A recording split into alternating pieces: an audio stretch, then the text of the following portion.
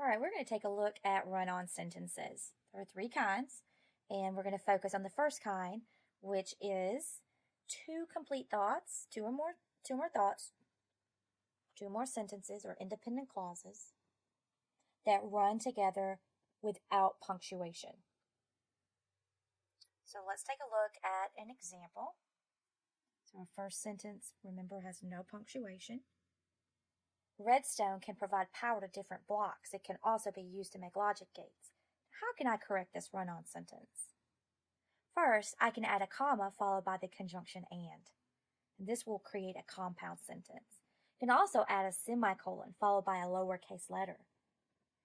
Or I can add a period and capitalize the following word. So we have another type of run-on sentence, which is called a comma splice. And it's when two or more sentences or independent clauses are separated by only a comma.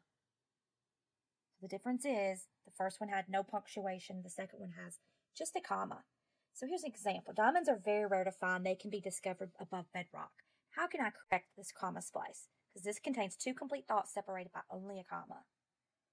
There's no coordinating conjunction after the comma, and there's no subordinating at the beginning for a dependent clause. So I can add a conjunction after the comma for a compound sentence.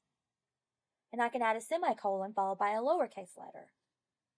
Or I can add a period and capitalize the following word. So those are some strategies. Now the third type of run-on is called a stringy sentence. It's when there's several complete thoughts joined by two or more conjunctions. So let's take a look at an example. Wood is needed to craft tools to dig, and you can make a shovel, but you also need to have a cobblestone. So you've got too many conjunctions, too many fanboys.